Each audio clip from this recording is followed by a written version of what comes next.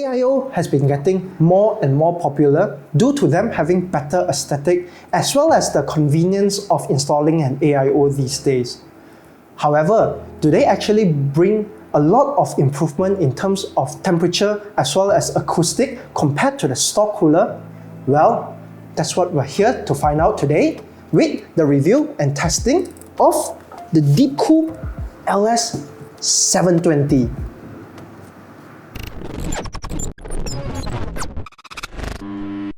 So the AIO we'll be reviewing today is the DeepCool LS720. The LS720 is a 360mm AIO with its unique key feature point being its pump, where most AIO in the market these days will be running on the Acertech pump, whereas the LS720 runs on DeepCool's own in-house 4th generation pump. The 4th generation pump is based on an improved micro-channel design, ensuring optimal coolant flow with a 3-phase motor going up to 3100 RPM, along with a thick copper base to match the pump seamlessly. Now the fans provided for the DeepCool LS720 are the DeepCool FC120 fans. These are 120mm fans. However, these are slightly more different from the FC120 PWM that you can find that DeepCool themselves sells out in the open, as those are rated at 61.91 CFM and can go up to 1800 RPM.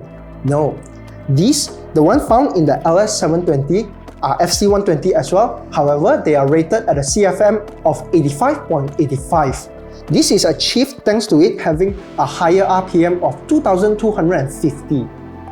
Now, in terms of bracket support and installation, the LS720 comes with the support for the latest generations of processors bracket, which is AM5 as well as LGA 1700. It will also come with support of the older bracket standard of LGA 1150X as well as LGA 2066, which are the older ones. And installing the AIO for our case here, it would be the AM5, was very easy and straightforward.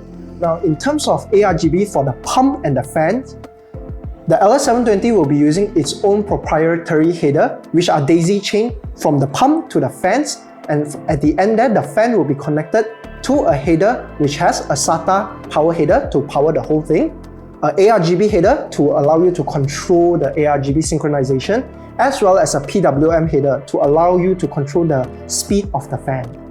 The pump header over here will have an additional PWM header for itself to allow you to control the speed of the pump as well. So with knowing all the specs of the DeepCool LS720 AIO, what temperature difference can we expect if you're someone upgrading from a stock cooler like the Rave Prism against the LS720? So for the test conducted, we are using Cinebench R23, running it at a 30-minute loop, allowing it to normalize the temperature for two of these coolers. As we all know, AIO do take some time for their temperature to be normalized. And for this test, we have marked down their temperature, their power, as well as clock speed for the same setup to see if there's any big improvement between two of them, and has marked down the timing in 10 minutes, 20 minutes, as well as 30 minutes to allow you to see. So from the test conducted, we can see the temperature improvement of going to the AIO, as the Rave Prism was able to have the temperature of the Ryzen 7 7700 of averaging about 95 degrees Celsius, whereas the LS720 has the temperature of the CPU at only about 70 degrees Celsius. That's a big improvement. Now, not only that, the processor was also able to have a higher clock speed due to it having a better cooling. Now, all this allowed the Ryzen 7 7700 scored a better Cinebench score of 1000 points, which is free performance by upgrading only your cooler actually.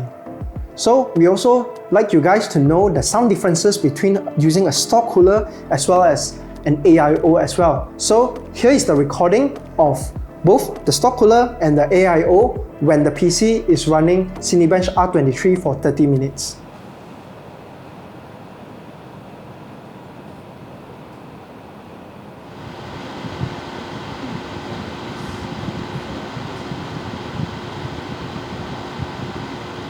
Now, generally, besides the cooling and performance differences from an AIO, people normally steer towards an AIO for its better aesthetic.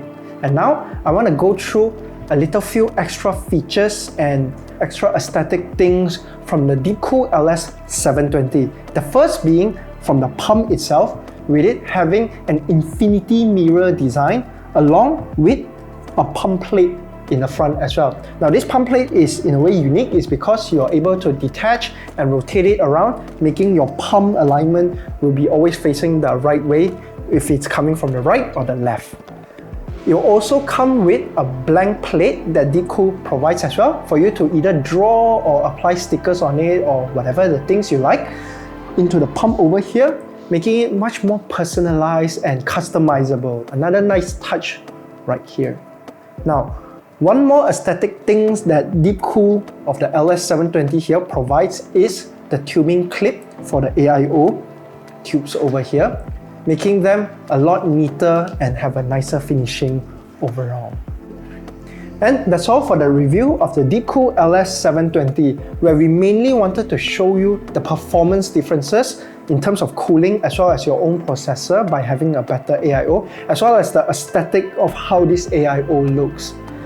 Now for the price of this AIO, it's priced at 595 ringgit for the black version, and yes, it does come with white variant as well at 10 ringgit extra at 605 ringgit. And if you have the budget for it, it's definitely a worthy upgrade, as it not only improves on the overall look of your PC, making it look more, as we call it here in Malaysia, more atas. It will also increase the performance and cooling better for your CPU overall, and it will also make your PC run slightly more quiet than a stock cooler.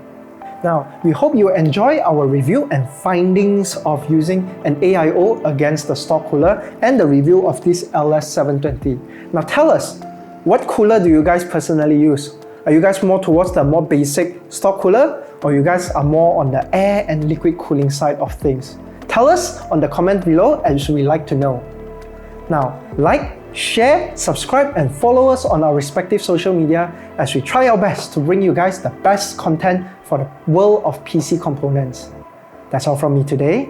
I'm Han, and goodbye.